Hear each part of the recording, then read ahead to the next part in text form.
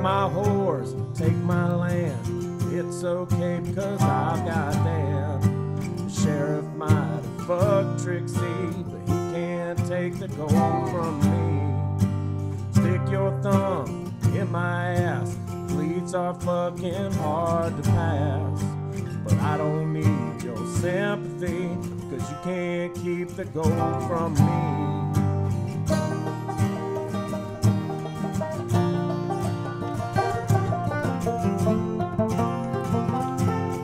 Slit your throat, feed the hogs, buck-toothed beavers slapping logs. You can't keep the gold from me. Anyways. Welcome to another episode of Anyways, which is a video podcast about the television show Deadwood.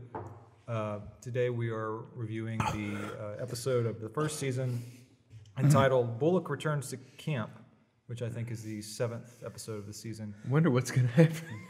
I have no idea. I'm Ben. I'm Jordan. I'm Chad.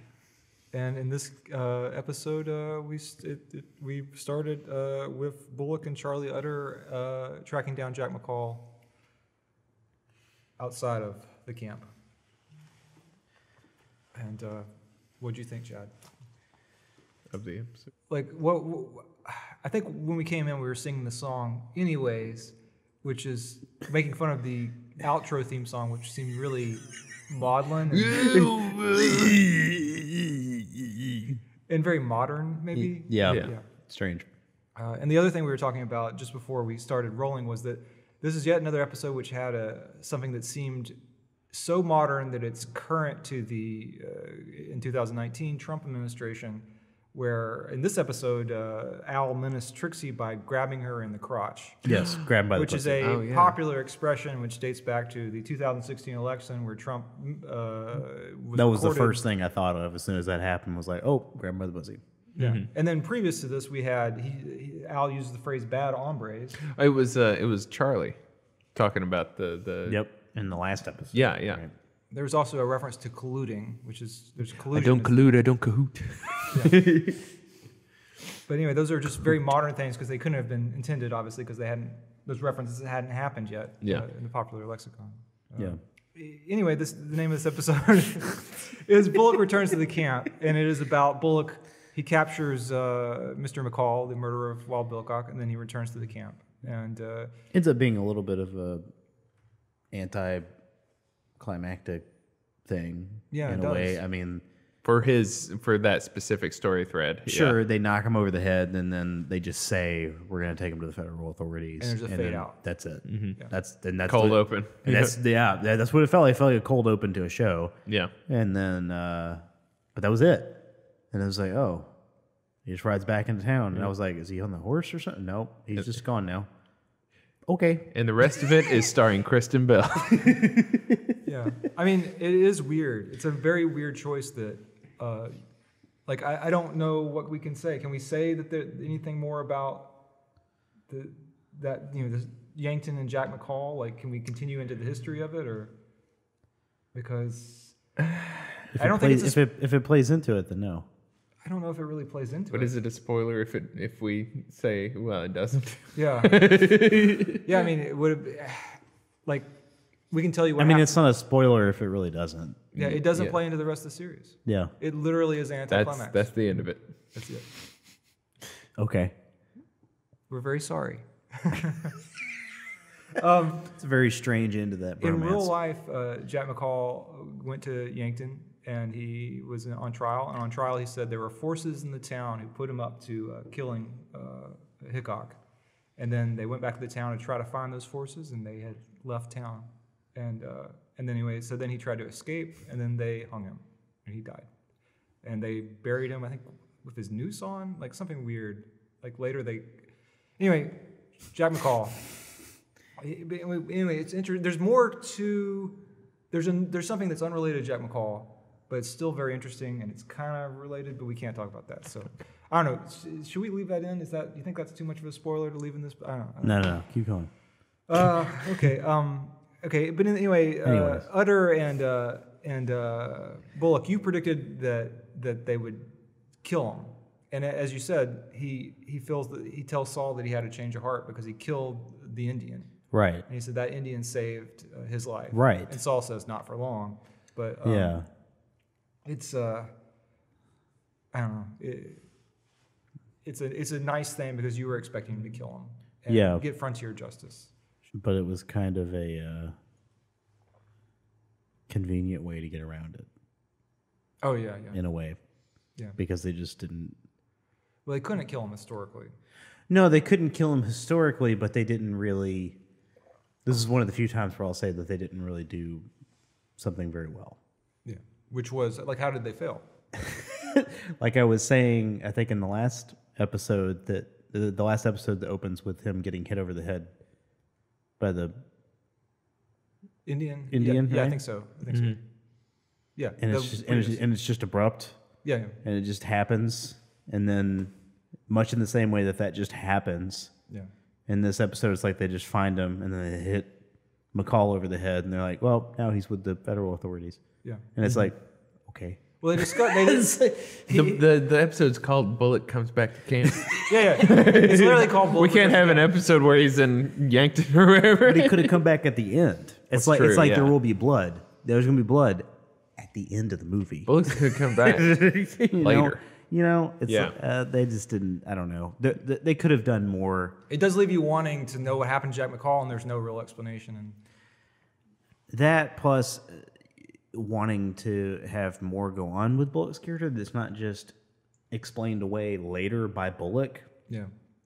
Because like watching that scene with that Native American guy and them struggling, I would have never thought like, oh, this is the thing that made him not want to kill Jack McCall. It's like the only thing I was thinking was like, God damn, he's just beating the living shit out of this guy. Well, I mean, I think it works in terms of like he was scared for his life. He was afraid of dying. He realized he had empathy for the Indian, and he wanted to. And he beat him. He kept staring at his mangled face, which he had, out of his Hulk rage, had beaten him to death with a rock. And so I think it works as a reason for him not killing McCall. I guess that's true, but it seems rushed, and it awkward. only seems justified because of the fact that he then says something to Saul later. It doesn't It's like retroactively explained. Yeah, exactly. In the moment, it doesn't actually work. I don't think, but I mean, in the end, it shakes out. I think you get your badass Timothy Oliphant delivering frontier justice when he gives a speech like, you wouldn't be getting enough justice if I killed you right now, just like you killed my friend Wild Bill Hickok. Like they still get and they trade the barb with the guy outside the house, like the house about like wanting to buy his horse. Sure. And I don't know, it works for me as a scene. I think the fade out and the no information. Yeah. That's a little bit lacking. It's just rushed and weird. My thing is having seen it 4 or 5 times now. Yeah. Like all the like riding out to get Jack. To me, I'm like, yeah. Get back to the show, right? But for me, knowing it, But that's the problem is that you know that it's not really going to go anywhere, right? So it's kind of pointless. Yeah, and I forgot he wrote out. Okay, just go back, come back to town. Whatever. I couldn't even remember what happened because really not much happens, right? So and then everyone's back, and the show's great, right?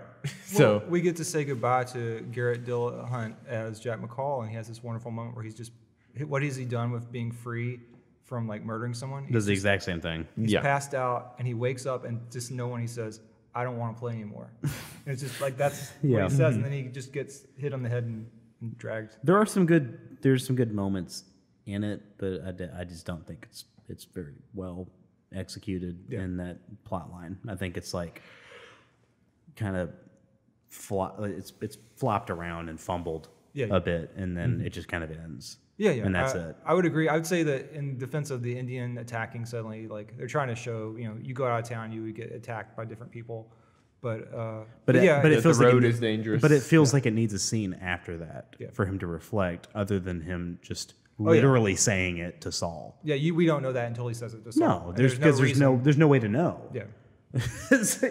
So, other than that, rest of the episode. Yeah, rest of the episode. I mean, I had no problem with that part, but I understand.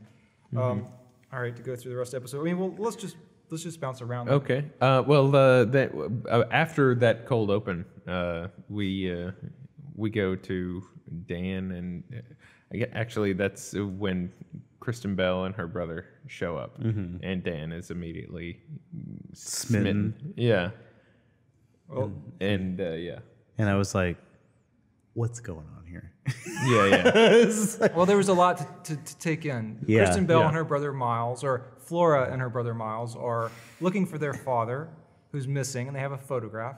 And as she shows Dan the photograph, she makes sure to press into him, and he immediately stammers a little. And then shoves his hand On over her hand. hers. Talking about that spot right there. That one right there. Right there. No, I ain't seen him before. And you had like a guttural like, like Yeah. Yeah. mixed with, who is that? Is that Veronica Mars? Yeah. Sarah Marshall. I forgot Sarah Marshall. Yeah, I forgot Sarah Marshall was in this. So, like, I mean, there's a lot to process there. We know from this episode that they're not looking for their father. We learned that They're scheming something. They're scheming or something. It They seems got like they're- some kind of game. They're trying to pull something, and then at one point, that's why she ends up going to the Bella Union. Yeah. You figure out later is because she says something to her brother right before Dan whips out his goddamn knife, stabs somebody fucking else. Yeah. The guy from Clueless. And she's saying something to her brother about pulling something. I don't, on both of them. pulling she doesn't use the word heist, but a score. Yeah, Score, yeah, score. yeah. Getting Yeah, a score, yeah. score on both of them, and Yeah, just watching everybody try to hire her to be a prostitute. God, it's so uncomfortable. Yeah, It's so uncomfortable. Because I'm sure the actress is probably in her 20s, but she's dressed and made to look as if she's underage. Yeah, Both she's her and dressed to Miles. look like she's like 14 or something. Yeah. Yeah. And but all like when she walks through a room, all the cowboys turn and like, Whoa. and then like when she goes Heavens to Betsy. when she goes to the Bella Union, like she's surrounded by the triumvirate of people at the Bella Union. They're all just staring at her like she's like meat. Right. And and God, size. So, what does he say? He's oh, just- what was it? Just the way he said everything. It was like, Well, he doesn't just, say anything. Just you and your brother. He doesn't say anything Well, what do you do? outwardly creepy until like the next time you see him. And then he says something. Well, he asked her if what type of work she does. Yeah. And she says, I sew, clean. In that scene, but then I'm Yeah. saying like later in another scene, like the next time we see, and he's talking to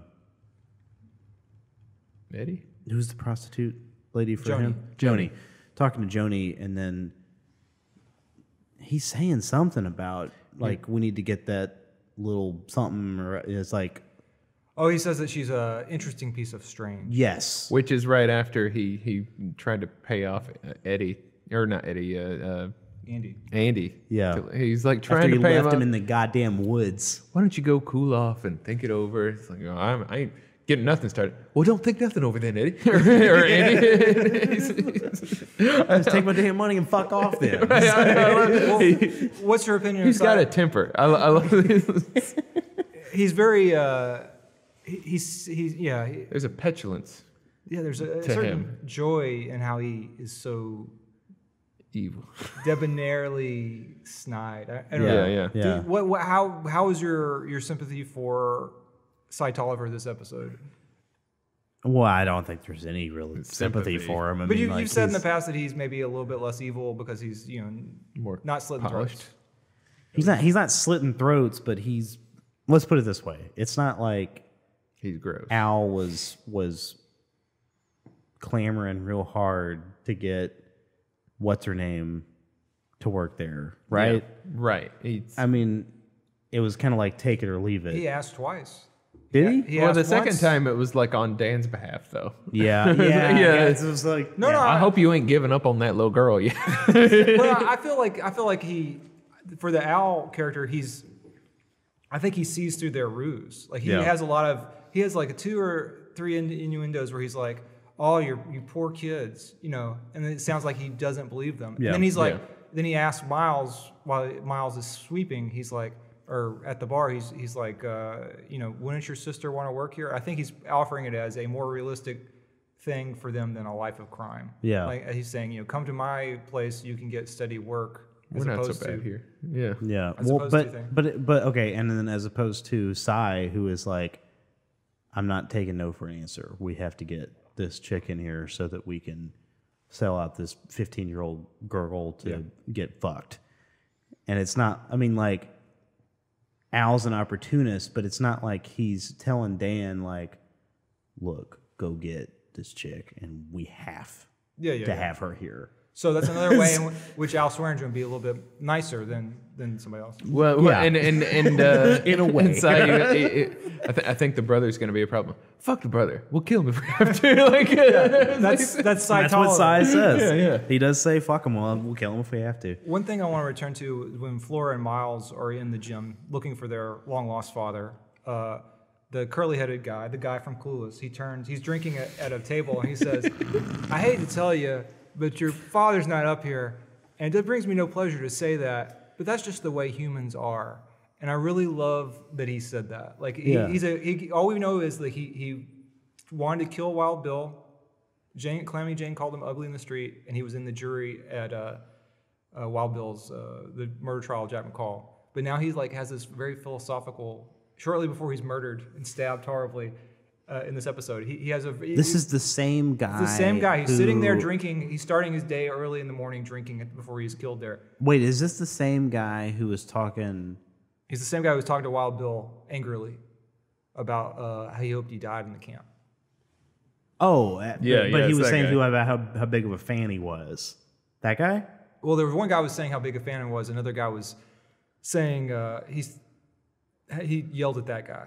And then he told Wild Bill that he saw him blow somebody's head clean off. Yeah. But I just love that character who has almost no positive qualities. Yeah. Has this very philosophical comment about humans. Yes. And how you just don't know what they're going to do. Right. And I love that he gets that little moment of being cool. But mostly in this episode, he just kind of leers at Kristen Bell, and then because Dan, who also is basically leering at Kristen Bell, Right. but he's angry at this guy for leering. it's a jealous thing. Yeah. Yeah, and so then he guts him. Yeah. This is the guy I'm thinking of. Oh gosh! Oh, Jeremy Sisto. I don't Kind think of looks like him. Oh, I don't know. yeah. Not in that picture. I don't know. Jeremy Sisto, I hope, would have a larger role. Jeremy Sisto is he's a good psychopath on 6 Feet Under. Okay. But Flora gets a job at the Bell Union. Yeah. And let's see, she's told by Joni Stubbs.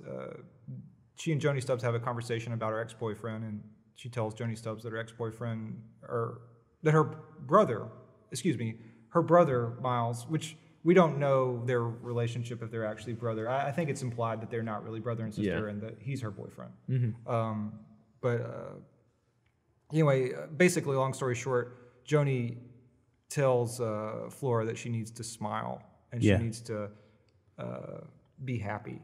And But then Flora tells her that she should smile. Yeah. Because she looks fucking miserable. Yeah. Right, yeah.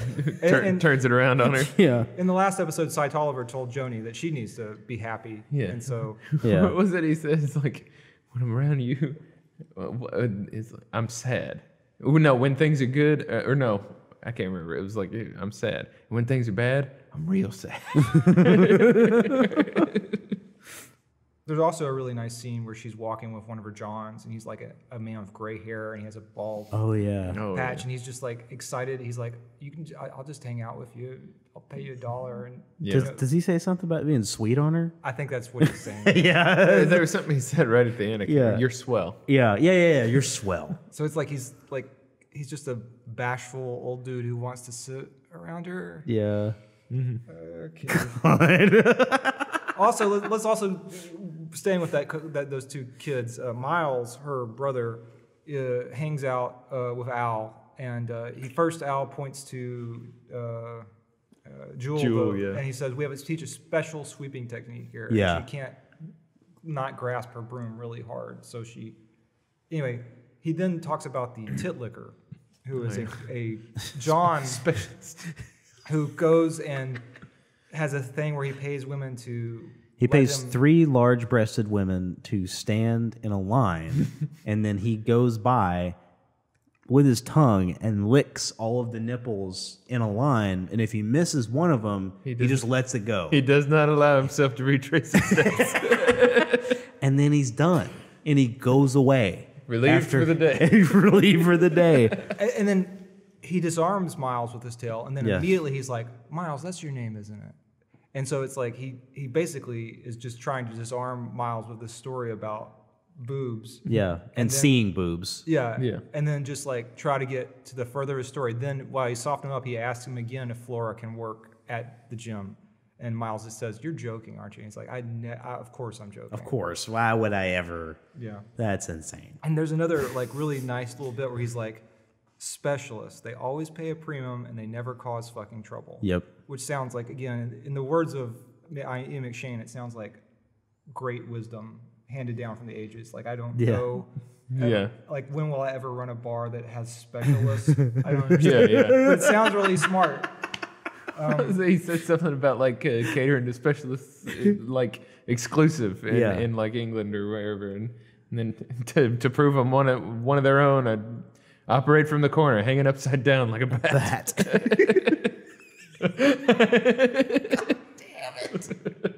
And Miles eats it up, and later in the episode, he's like, Mr. Swearengen's really funny. He's so funny. Yeah, he is. That's what everybody knows. Yeah. Watching this show is that he's very funny. Yeah, In the world of Deadwood, Yeah. no. that's in the world of Deadwood. That's the least of impressions you get from him. Like most people know to like steer clear. He's the guy who's going to fucking kill you. Yeah, Another scene with Miles and Flora that we learn that they're not brother and sister, or that they're planning to steal from both the gym and the Bell and Union. Right. That's after the guy gets gutted. Oh, you know, it was slightly before the guy gets gutted, I think. Oh, right. No, you're right. And yeah. But then playing into that, Bullock. Let's talk about Bullock. Okay. Bullock returns to camp as As Bullock the widow returns to camp, Garrett's. takes part in another funeral. I was saying at the time, it's like, oh, Saul's been a part of every funeral, and then Bullock rides Bullock in shows up. just in time to be a part of the funeral. to rescue Alma from being offered another. Oh God, Price Farnum on is. her- God just- damn it, Farnum! He comes up. Would you take 7,500? Walk away from me.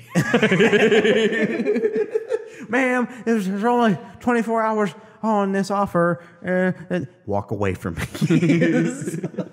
And the Reverend Smith, like his last funeral, Wild Bill's, was like he almost like we Came. said he came. Yeah, Yeah. He was like so happy, and he gave a great sermon. And this sermon, like he has like a little bit of a short in his head, and he can't quite say the words, and like the music is off, and he has a bad. Partially because Bullock shows up. Right? I guess. Everybody's kind of distracted by Bullock showing up. Yeah. Well, I think also because his head is acting up. Right, He's yeah. about to have a When seizure. everyone Right. was singing the song and he didn't seem to be able to conjure up the words to sing along with Yeah. them.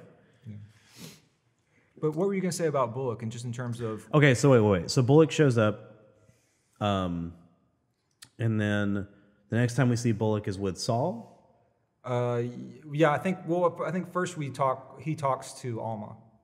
He and Alma have a great conversation, which always strikes me because they have a conversation about how each other has changed. At least that's the Yeah. And that was the moment where I was like, they're gonna fuck at some Yeah. point in the show. yeah, It's like I could see them getting together yeah. because he's not an idiot, and Making eyes. And yeah, they're making eyes at each other, and they're both intelligent, and they were also kind of dressed alike. Yeah. Well, no, him bleeding and disheveled. he has a large gash on his forehead, and his hair looks so cool and like Yeah, punk rock. He's got like He looks- modern hair. He looks Even- like the opposite of E-Bomb's world. Yeah. Brom Garrett. And who's the widow, her former husband. And then Alma is dressed in black. But isn't he dressed in black? Yeah, he's always dressed in black. I Yeah, think. so he's dressed in all black too, and so they both look like badasses. Yeah, they do. But there's something about they do the makeup and also her hair. I think her hair looks somewhat the most modern it ever gets because it's like it's disheveled, but it still looks kind of like shortish or pulled back. And then her behavior, she's like laughing a little. Yeah. So she seems like a very modern. She's not as uptight and reserved. Right. Yeah. And since She she apologizes for that too. Yeah, she lets drop that she's like an opium addict or a laudanum addict. Right. And she's like, "Oh, excuse me, I'm sorry I made you uncomfortable." And then he's just like, "Nah, it's okay." And it's just like it's actually really great. Yeah. Like, and they seem to get along really well. And They get along strangely well. That's what made me go like, okay, they have like a thing that's gonna develop over time. Don't say anything. yeah. Well, I mean, it's just like I like that he basically she tries to like let him go of his duty to take care of her dealings with Swearengen. Yes. Reconnoiter the claim. Yeah, reconnoiter the claim. Reconnoitering the claim. Rick and Morty the claim. Rick and Morty the claim. Yes. But again, they have I really like that interaction a lot because on some level it's just a nice, like a good romantic comedy interaction or maybe a romance. But in another level, it's just they do have a chemistry. I don't have more to say about that, I guess. But then after that is Saul, right? We then see him talking to Saul, I think. And in the now mostly finished hardware store. Yeah. Then that's when we actually start to figure out some of Bullock's motivations and all that. But then we also start to figure out some stuff about Swearengen, right? Because then he gets pissed off. Why does he end up going? I don't know. To Swearengen? He's basically gives this very long, very empathetic monologue about the Indian he killed. Yeah. And how he's what does he say? He's just trying to make a go of it himself. Neither of us had the upper hand, and I just happened to come out. It didn't even make any sense. It's like, because it didn't make any sense in the fight sequence either. Well, I mean, again, but like my idea of the fight scene is a man crushing another man's head with a rock over and over and over. Right. And but like why he suddenly gets the upper hand, it is kind of just like out of nowhere. He was laying on his belly, grabbing his leg. Yeah. And suddenly he was slamming him into a tree. Yeah. Yeah. But anyway, so yes, wait, how does this segue into Swearengen? Because it does. well, Yeah. That's it was like it seemed abrupt originally, but I don't think we're supposed to know until he's meeting with Swearengen, because even Saul says that's like, should you ask him who he'd recommend to watch over a chicken coop or whatever they're Or complaining henhouse. Henhouse, yeah. Because it's because of the Alma stuff. Right. He's basically said he's going to go ask Swearengen who he would recommend to look into it. I got a little confused about some and of Saul this. was like, him? Because it's like, isn't that the point that this is the fuckhead. Yeah. Yeah. But yeah, and then you find out when he goes to Swearengen that it's so that he can hold Swearengen personally accountable. Right. If things aren't done on the up and up. And so what I'm saying is, then this brings us to Bullock showing up at the same time when the kids are there. yeah. And now him and Swearengen are talking in his office, and that's when the whiskey comes out, Oh yeah. and they start talking. What are they talking about? They're talking about, Al is just kind of relaxed and eating peaches out of a can. Yeah, He has some yes. leftovers. But, Should I be armed? I love that. but Bullock has truly been inspired by his recounting of the Indian assassination by himself of the Indian. He basically, he's like, you're going to choose the surveyor of the claim, and you will be responsible if that surveyor is lying. Basically, someone's going to go look at the claim, determine whether or not it has gold, and if you try any shenanigans, I'm coming for you. And then that, of course, appropriately, Al reacts with a lot. And then he puts the goddamn whiskey away. Such a great thing. And then Al's there's like, and then there's this great what if I come line, for you? yeah, where he's like talking about what does he say? Where he's talking it's about so long-winded. it's so long-winded, but so great. Where Yeah. he's talking about like, I don't know how you're going to have any time to like operate this hardware store if you're also having to stay awake all the time. Yeah. Because I'm going to be coming for you. Right, yeah. As soon as you close your eyes, I'm shop going to fucking kill you. or have someone to hand it over to when you shut your eyes. And then that's when the fight breaks out downstairs. Or really, it's not really just a gutting of another human. Yeah. By Yeah. one Yeah. other human. Right. I don't know what necessarily the purpose of it is, except sometimes Al just likes to be cheeky. But when he says, "Put him down," and then he like unguts him, and the guy drops to the floor, and then he turns and looks up the steps to Bullock and said, "Or should I have told him to leave him up?" I don't understand what that means. I don't know. Fuck, it ties back into that conversation, I feel like. But Yeah. I can't remember how. Well, I mean, if I can scroll, let me just try to scroll down to that conversation. Okay, because like, yeah, I feel like this is a direct connection Let to. me just see if I can Yeah. find it. Yeah. Because he does say stuff like that sometimes just to get a rise out of people. Right. Like when the preacher seized up, and like when he came out of it, Al said, "You could have just said amen."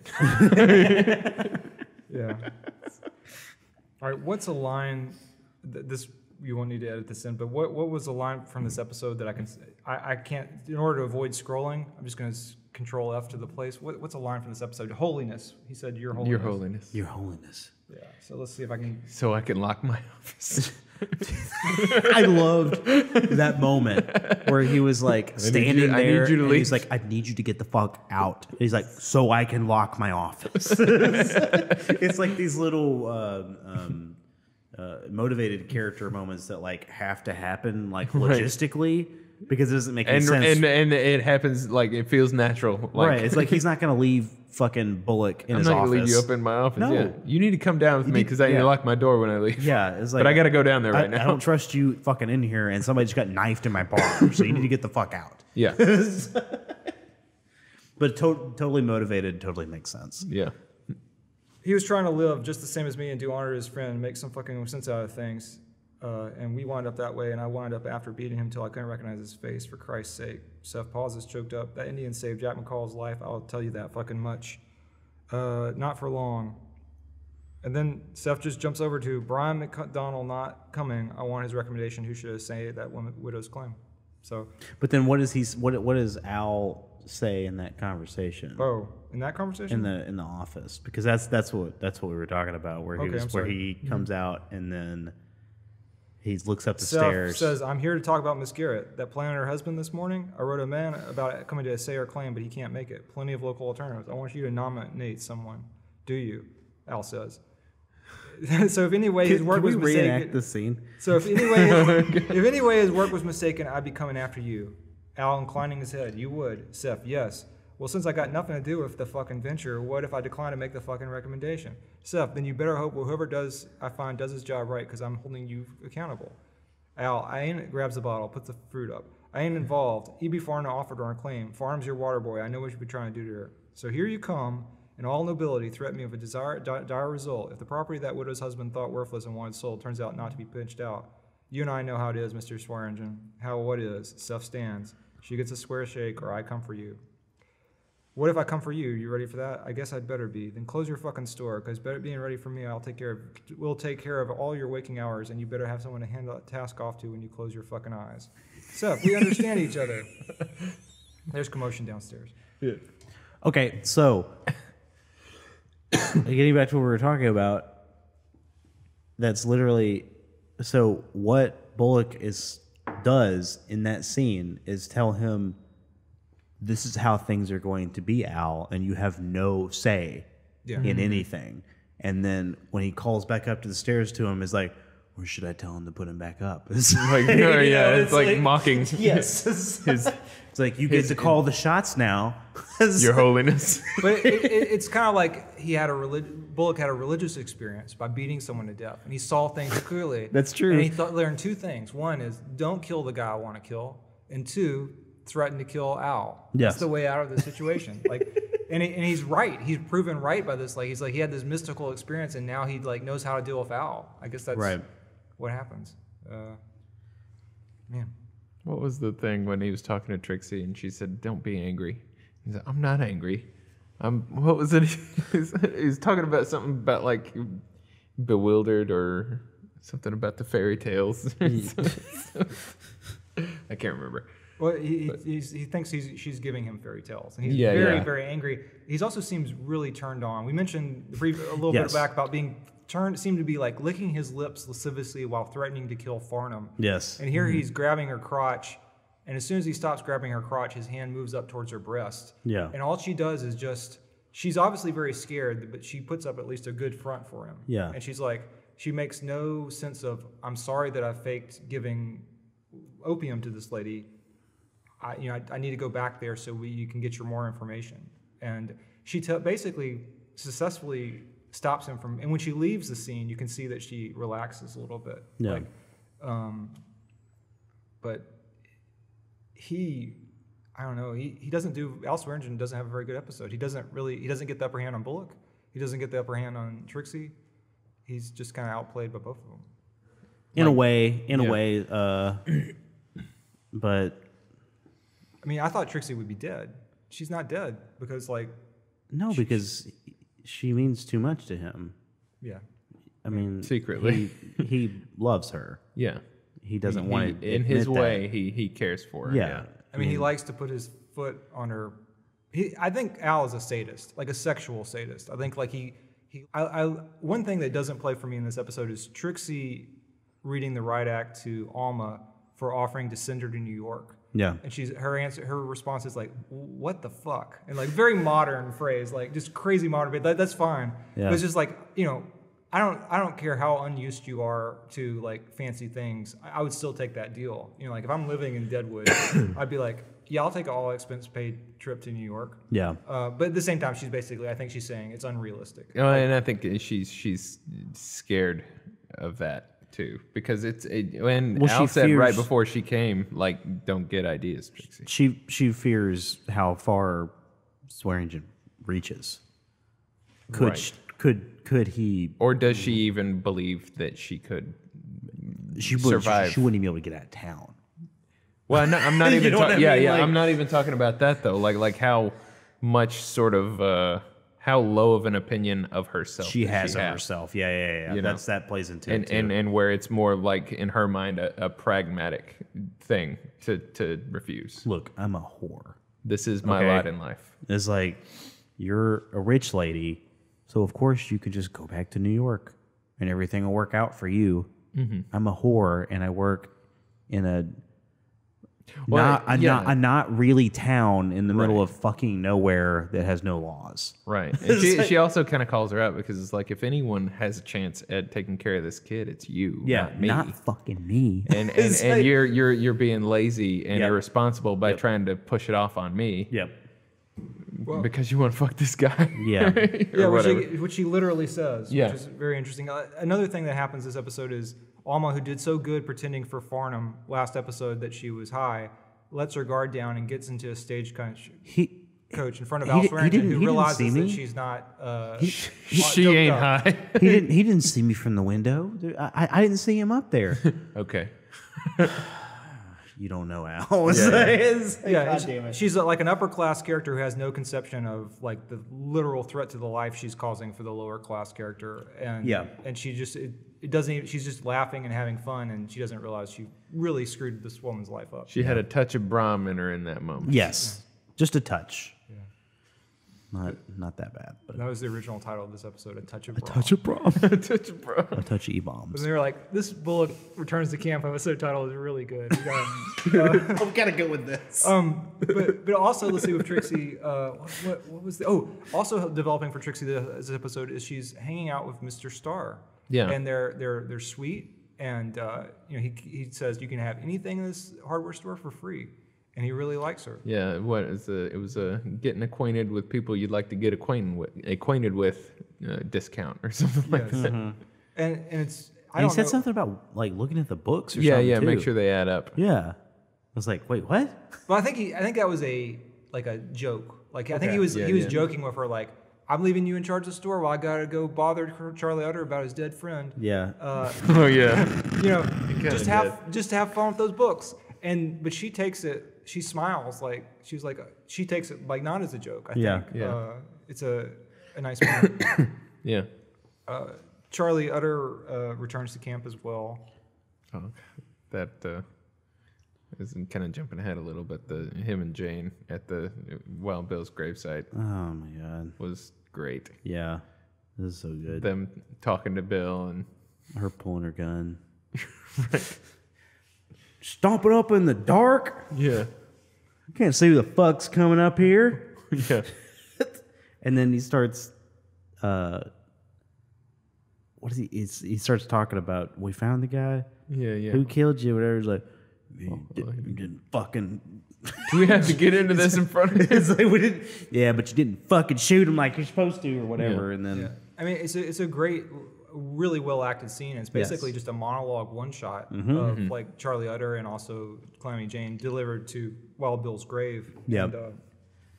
But it's a little bit like I can see Calamity Jane giving monologues to Wild Bill's grave, but like Charlie Utter, it seems a little bit more put together. I mean, he's in extreme grief. Yeah. Yeah. Well, and also I feel like he humors her a lot. Yeah. And so that seemed in line with some of the stuff that he does. It seemed totally in line because he starts doing it and kind of playing into it and then going into because originally she was said she was doing that and he was like, "Well, go ahead." And then he's like playing into it a little too much, and then she's like, what did she say? Yeah, wait. He said, "Can I tell him the rest tomorrow?" And she's like, "Why are you asking me? I don't make up fucking rules." Yeah, it's a little cute to me. Like, theatrically, it's very theatrical, but it's also beautifully done. No, like, I think it's very well done. It's a beautiful scene. Yeah, but it's just like my conception of Charlie Utter is he's a little gruffer. But he's obviously very upset. Yeah, in the moment where he says, it's understandable. He's talking about like Bullock, and he's like, that boy got fucked up, and he says fucked, and then he starts to cry, and then he says up, and his head is like pointing. You know, it's like it's a really well done actor's moment where he's just breaking up. You know, obviously, and earlier when he's at the hardware store, Saul Starr tries to say, "I'm sorry your friend died. Thank you for saving my friend." And twice. Yeah, and he has to like take some pickaxes off a horse or some sifting pans, and he's just like.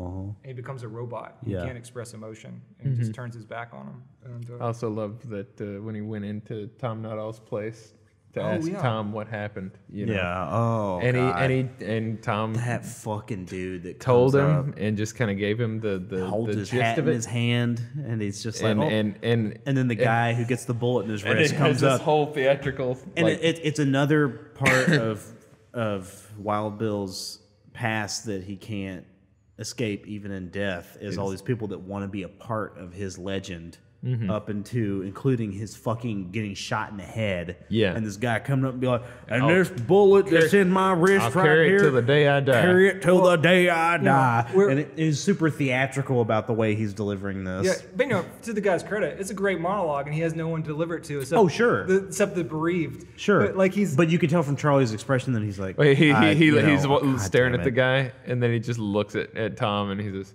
"Thank you."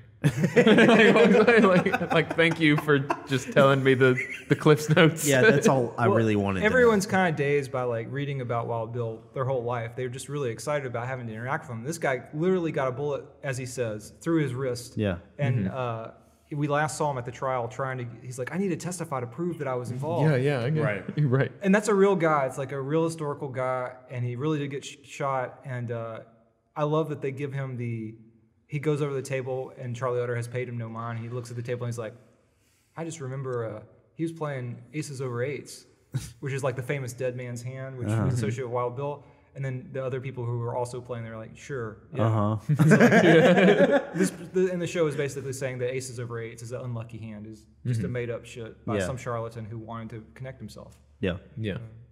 Well, and that's too. It's with the the difference between the two stories that Charlie got is that Tom's was heartfelt and from a good place, and he was genuinely sorry about it. And what happened when Wild Bill got shot? Who was the guy who fucking jumped over the counter and was like running after fucking whatever his name is. Jack McCall. Jack Yeah, McCall. yeah. It was him. It was Tom. Tom was Yeah. right there. It was like, Also, Tom was the one who gave up his seat to Wild Bill. yeah. So it was a full table, and Tom was sitting there playing with him. Yep. And then he got up, and it Yep. just happened to be the one with the back to the door. Yep. So there's guilt There's some there. guilt there. Yeah. And but yeah, and this other guy comes along, and he's just too excited to tell how he's involved. Yep. And So I can totally understand why Yeah. Charlie's just like, fuck this guy. Yeah. In a way. I mean, he's not like outwardly. He's you not know, malicious. there's no or- animosity toward Right. it. It's just like Uh, you hear this I'm shit not all the in the mood time. for It's this. like I hear this constantly with people always wanting to glom onto his fame. Mm-hmm. It's like, Yeah, but all these guys, like, they live such hard lives. I mean, I can forgive them being. oh sure. It's just a minor annoyance for Charlie Utter, but yeah. But yeah. The Reverend. We haven't talked about the Reverend. He goes back from his not so great funeral, Oh my god. and this he's is taking like, care of people in the plague tent. This or is like an smallpox tent. incredible scene with the doctor. Yeah. I couldn't control myself. Well, what happens? It in was the so scene? great. He has a seizure while taking care So of wait. The guy dies, right, in this scene? Yeah, the guy that they sent to get medicine that Cy sent. Yeah, he dies. Mm-hmm. And then that's when the doctor comes into the tent, correct? That's when. Oh, yeah, well, 'Cause yeah. Calamity He comes Jane was in already there. with Jane, and Jane passes the news off to the doctor, and then Yeah. as the doctor's getting up to walk away, Yeah. the Reverend comes in. Reverend comes in. The that's Reverend right. had left to go to the funeral, and he comes Yeah, back. and he comes back now. Mm-hmm. And what are they talking about? What is the Reverend talking about? It's like, is he dead? He is. And then he says something. Reverend. Yeah, He has, Biblically. has young Joey gone to dust? Yeah, as Oh, flesh Dad's must be gone to restored by the dust. Savior's return. What is it? What?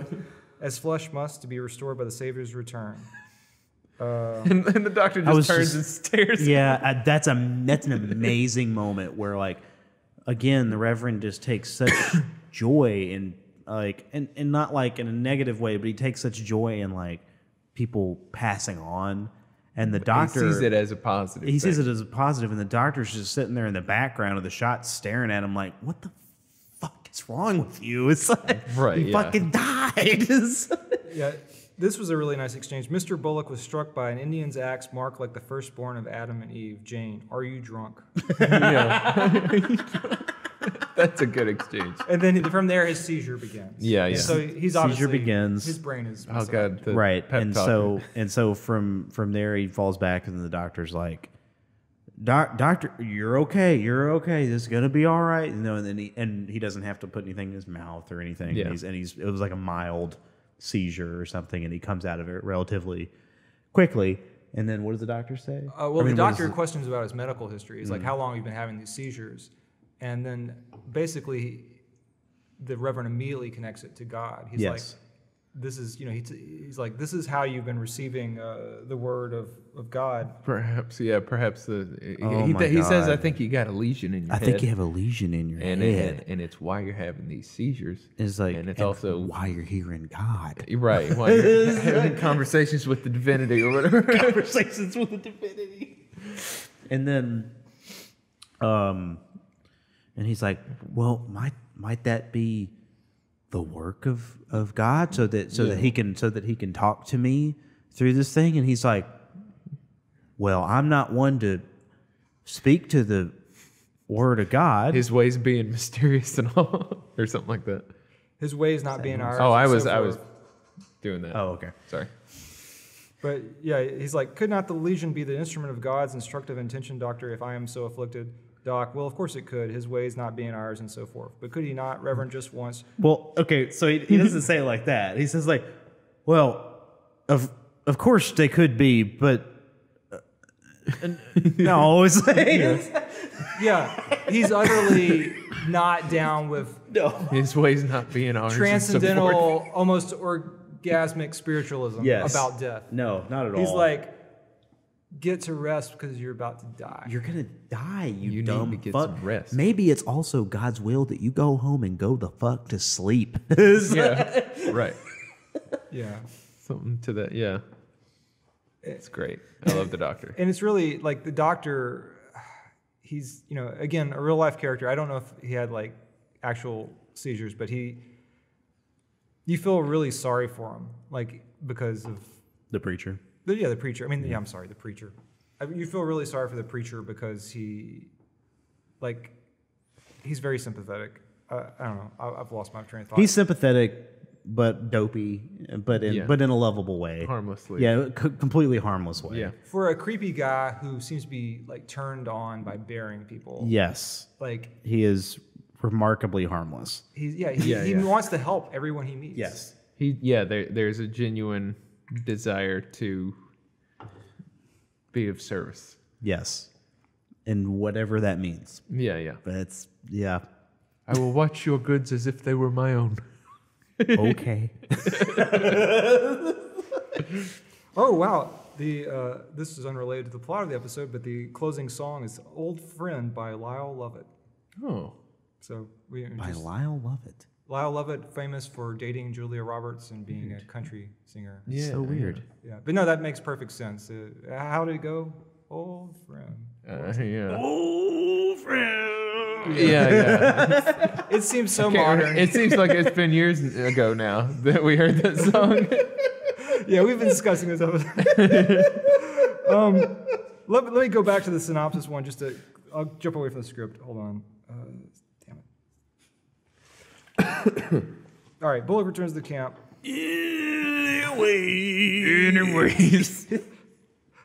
Anyways. Yeah, let's see. Okay, basically, this ends with Trixie telling her off. Is that what it ended with? Trixie telling her off? I guess that's what it ended with. Yeah. It was strange. It was another strange ending. Yeah. Telling who off? Telling Alma off. That was what it. ended? That was the end. Yeah. Oh, wow. Think of Selin. If you took the money, you could hear her say it, her first name. Oh, yeah, because, And then the song's about friends or something. Yeah. Yeah. I'm sorry we're so stuck on this song. Yeah. It's very important that you understand the importance of Lyle Lovett to the Deadwood mythos. You know, his song about old friends really ties into killing people and racism in the Wild West. Andy Crammond. And We didn't touch on Yeah, Andy yeah. Crammond. Andy returns. The I apologize guy return. He says also funnily. He says, "When I am in calamity in the future, I will think of Jane," which is someone punning on. She's Jane. never referred to as Calamity Jane. She only just refers called to Jane. Jane Canary. But at this time, I think she was already famous in the newspapers as Calamity Jane for being a character. But anyway, Andy Crammond was thrown in the woods, and he comes back just to get his things from Cy, and he says nice things to Eddie Sawyer and Joni Stubbs. But when he sees Cy, he's like, "Where are my things?" And Cy's like, "I burned them." And Eddie. and Cy is offended that he mentions that he threw him in the woods to die. Yeah. Yep. And then he tries to kind of play like the victim too a little bit. It's like, Right. well, what would you have done in my situation? Guy like you come in sick like that, Yeah. and me with all the responsibilities I have. Fuck off. Well, then fine. Don't think about it, Andy. Anyways. Is there anything else? There was something else, but I forgot it. What was it? I forgot. What was it about? I don't remember. Something about Bullock. Something about something. If it comes to me in the next 30 seconds, we can do it. All right. Is there anything else we want to say about it? I just want to say that I like the name Charlie Utter. Charlie Utter is a good name Why do you like the name Charlie? because it's cow boobs. It's just it's a strange name. Number one, it's also fun to say because it's got a lot of different kinds of syllables in it. Yeah. And also he has a funny face. And I like his accent too. It's unlike anyone else's. Like Yes. most everybody's sort of southern. Yeah, he's like Missouri or something. I don't know. It's kind of got one of these. Yeah, Yeah. it's like kind of. Well, I was gonna go over there, and he didn't seem too interested in me going over there. Well, the actor is Dayton Cali, and he's a British dude. Yeah. And he's the real life. So more than likely, he's doing a great accent. Yeah. Because he studied it. Right? Yeah. I think that accent is awesome, whatever it is. Some people compare him to Tom Waits. Like, they think he sounds like Tom Waits. I don't know. He just has a really He looks good, like him a little. He has a good voice. But the real life Charlie Utter, you mentioned that he was dressed like a minstrel this episode. When he came back to town, he had like a big wide brim hat and like a little waistcoat With a big feather in it. But I think that is literally how the actual Charlie Utter dressed. Yeah. Like there's a photo of him and his brother on Wild Bill's grave, and they're dressed in like they dress like that. And so Yeah. that's where. But he had a brother in Deadwood this time, and he had a postal service like he just started. But I don't remember what else I was going to say about Bullock, Swearengen, Tolliver. Oh, just they're all small business owners. I think I've already said that. But basically, like none of them are lawmen. They're all just small business owners. And I think if you take the killing as metaphorical, like what things that are you required to do to get ahead, then you have just levels of empathy for the people they have to interact with, and they all are required to lose a lot of empathy. But Bullock is going to end up becoming the sheriff of Deadwood, isn't he? Why would you say that? Because he can't be a hardware salesman. It's not in him. The beginning of the show is him being a sheriff and then shirking it off because he doesn't want to deal with it. Seems like it's going to be the logical conclusion for his character. Do you know Fleming Fine Furniture? No. Fleming Fine Furniture? No? No one? That sounds kind of familiar. I mean, I know the name. That's it. I mean, never mind. The joke wouldn't work. Never mind. Fleming Fine Furniture is a very famous Memphis furniture store. I was going to say that he gave rise to them because it's hardware furniture. Never mind. Just a dumb joke. But anyway, Fleming Fine Furniture, they used to be omnipresent on television. Star Bullock, formerly. And Star Bullock, They gave rise to Memphis. Bullock and Star, whichever it is. But it was like, they had these commercials of his kids, and they always had like boxing gloves, and they'd be on TV. And Never mind. Anyway, we can neither confirm nor deny that Bullock will become sheriff at all. Find out next week. Find out next week. Or on this show. Whatever, or in 2 days. I don't know. If they're all already out, you could feasibly find out next week. Yeah, or you could find out in 20 seconds. Please edit this down, Chad. Tooth beaver slapping logs. You can't keep the gold from me.